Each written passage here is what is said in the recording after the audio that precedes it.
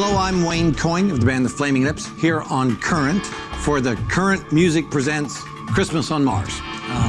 Over the next half hour, we're going to enjoy sitting under the lights of the Christmas tree. We're going to drink some nog. We're going to check out Christmas on Mars and maybe have a visit from my pal Adam Goldberg. He makes a special appearance in the film Christmas on Mars. So yes, sit back and relax and we'll just see what happens.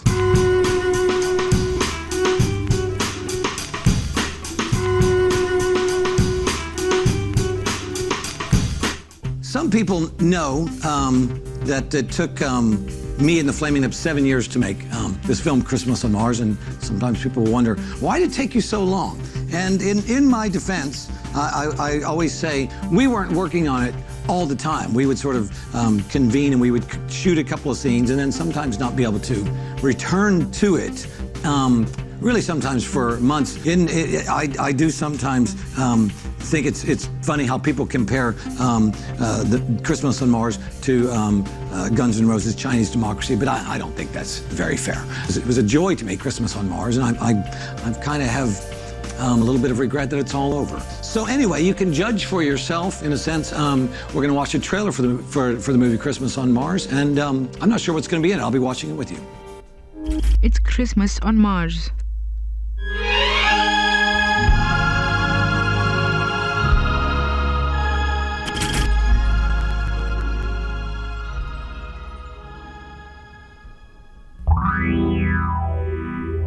Wow, that trailer, I think, shows you everything you would need to know about Christmas on Mars. It seems like you'd really enjoy that. But maybe there is one thing in that trailer that it makes you think, you know, what's going on there? There's that quick colored scene where there's the pink sort of lit up thing and the hand is going to stick its finger in there. When it came time for us to shoot that scene, I knew that I wanted some kind of synthetic, fleshy, machine-looking thing there. I didn't really know what I was going to do. I have experimented with using like spaghetti and food coloring and stuff like that, but I have to say, nothing works as good as authentic guts. And so I went down to the grocery store in Oklahoma City where I live, and I was able to buy a couple of packages of all things pig uteruses. Little did I realize when I got home and opened the package just how really smelly they were going to be.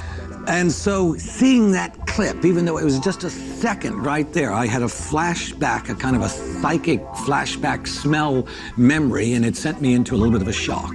So anyway, Adam Goldberg, I mentioned him earlier. He's not in the clip, but he's going to be here when we come back, and we're going to talk about maybe his experiences out there in the world with maybe uteruses and things like that. So we'll be right back. All right, we're back here on Current. I'm Coyne from the band The Flaming Lips, and we're checking out my movie, Christmas on Mars. Now is the perfect time to welcome my friend Adam Goldberg, who you will know from about a gazillion movies and TV shows. Hello, Adam. Well, hello, Kathy. It's a pleasure to be here. I thank you for inviting me to your lovely home.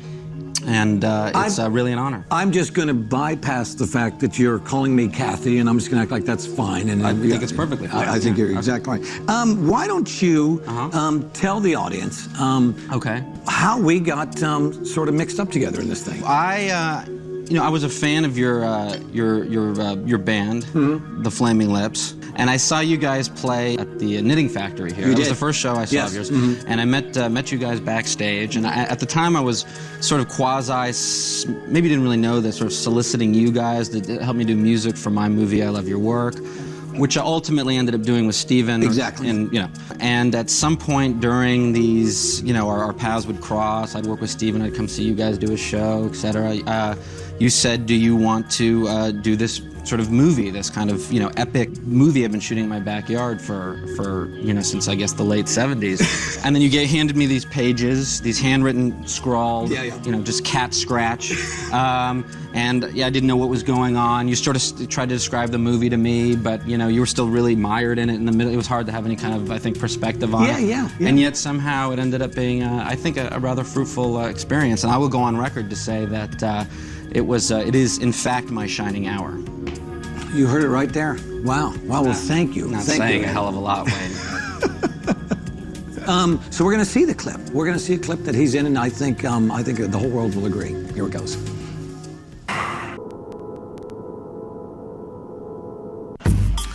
Well, Wow. that's Right? to me. I think that's a very powerful moment. There's probably some as that piece goes on in the movie. You'll get to see the movie. You'll be just amazed. Wow. But thank you, Adam. That's No, I just can't. I was unbelievably good in that bit. I mean, really remarkably. I mean, I really felt I didn't even connect that was me. Right, I was like, right. there's that guy Right. is a therapist Right. in space, and he's going crazy. And then I remembered that I performed that character. There you go. That is tremendous. I think Tremendous. You've given away the secret to the universe. No. Really, that really that excellent job, Adam. We are better in movies than we are in real life. Oh my God. Yeah. But Right. I appreciate you being here with me today, sitting with the Christmas tree. We've Well, been I want to drinking thank you for the eggnog. nog. Yes, exactly. And I want to thank you for the opportunity. Yes. To make you a little uncomfortable. Mostly. Right? Yeah, the whole thing's been uncomfortable. Yeah. That even made it worse. No, it hasn't been great. Yeah. It hasn't been great. But before you leave, why don't you introduce this next pod? Oh, I'd really rather not. So, It actually relates to us being in the film together. It's called How's that? Hipsters in Space. You could people might think of you as a hipster in space, in a sense. I'm not a hippie. I'm not a hippie. Yeah, Okay. you'll see what I'm talking about.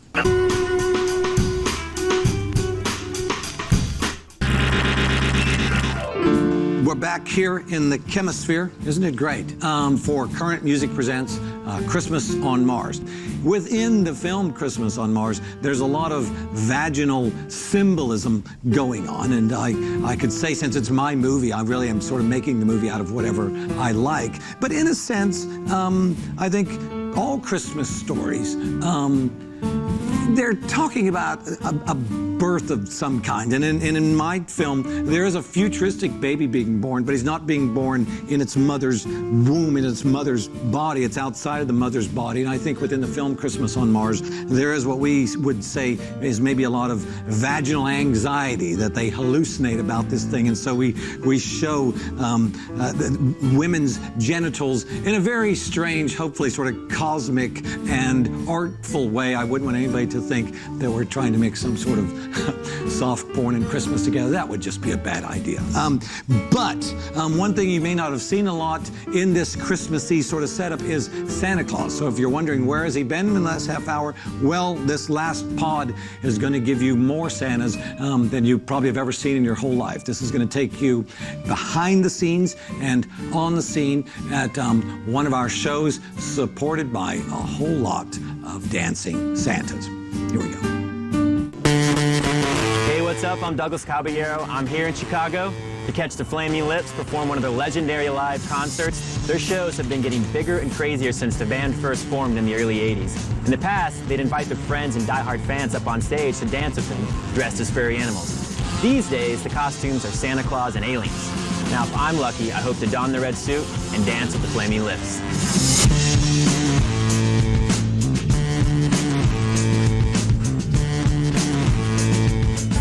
I just got my Backstage pass, and now I'm on the hunt for a guy who's supposed to look like Thor. He's the gatekeeper of all the dancers' passes. You gotta go find him. We use a lot of strobe lights, and if you feel something weird is happening, close one eye, put a hand over your eye or something like that, because we don't want you to drop and flop. Speaking of dying, hopefully none of you will die, but in the case that you do die, I have to have you guys sign these releases. Is everybody cool with that? Yeah. All right. Right now you have this theme going on. What do you call it? For the past couple of years, we've had people come up on stage dressed in their own animal costumes. We'd have giant rabbits and bears and, you know, whatever they came in. Once we got done with that phase, we thought, well, what are we going to do? So instead of taking that away, we just changed the costumes and sort of changed the theme. And so we had Santa Claus, Jesus, and aliens, and we were sort of working off this theme of, you know, like supernatural belief, you know. But the Jesus guy just looked like he was just like a guy in a polyphonic spree or something, you know. So we trimmed it down to just Santa, space aliens, and the Flaming Lips, yeah. Well, What's up? It's already so hot.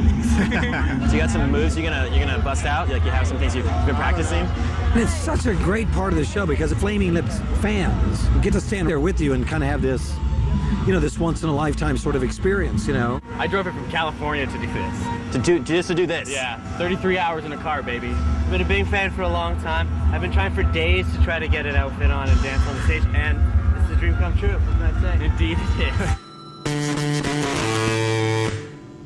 What does it take to be a great dancing Santa? Well, I think what we really want is for you to be having, you know, like the time of your life. I'm looking for that. All right, I'm about to go on stage. Santa Claus, Flaming Lips.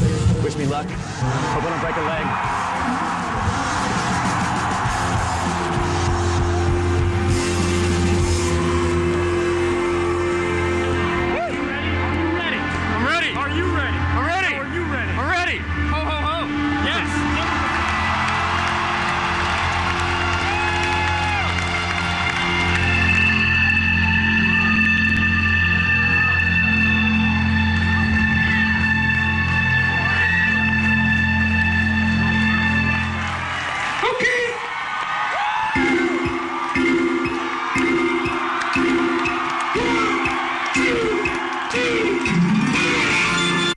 If you're up there authentically happy and freaking out, the audience will see that. And people don't realize how powerful of an experience that is. When you see people just possessed by an experience, it's powerful. Yeah, yeah, yeah, yeah, yeah, yeah, yeah, yeah, yeah, yeah, yeah, yeah, yeah, yeah, yeah.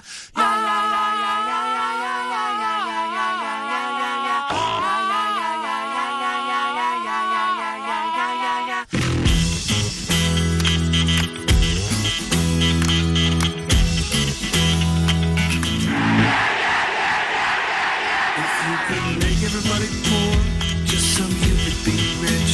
Would you do it? If you could watch everybody work while you just lay on your back, would you do it? If you could take all the love without giving any back, would you do it? So we cannot know ourselves.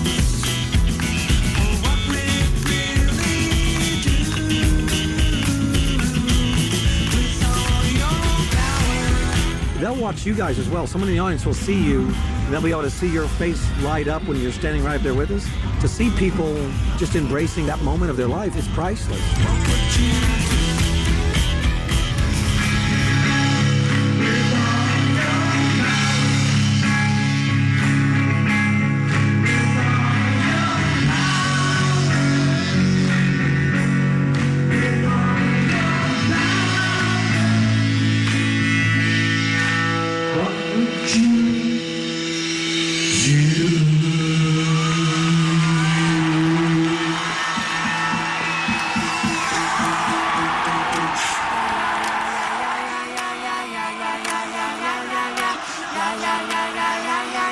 Best experience ever. Yeah! It was near religious experience. I think I lost about a gallon of liquids. I'm exhausted. Evan, tell me, what was it like?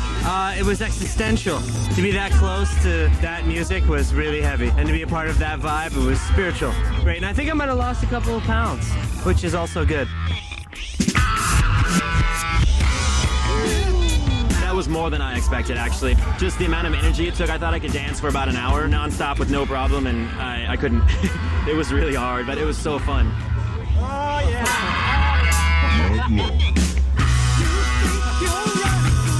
So that's it for me as Santa Claus with the Flaming Lips. I'd like to thank the band. They were wonderful.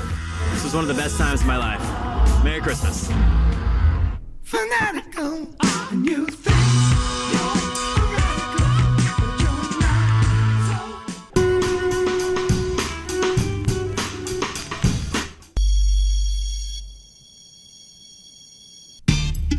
So we are coming to the end of our time together.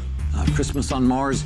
Comes out in 3 different packages. It comes out as just a DVD in a regular package. It also comes as a CD and a DVD together. It also comes as a vinyl of the score and the soundtrack, but you also get a DVD in that package as well. I want to say, don't try to put that big piece of vinyl into your DVD player. That's going to screw everything up. So anyway, you can order them online. You can probably find them at a lot of the cool record stores around the world. And I want to say thanks to my friend Adam Goldberg for being here.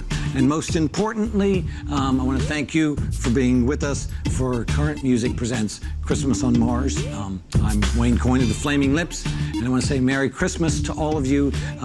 Remember, it takes very little effort, and it takes absolutely no money or marketing. You can always be kind, not only to humans out there, but all the creatures of the world, and you can easily, by yourself, make the world a better place. I know you will. So thanks a lot. I'll see you later.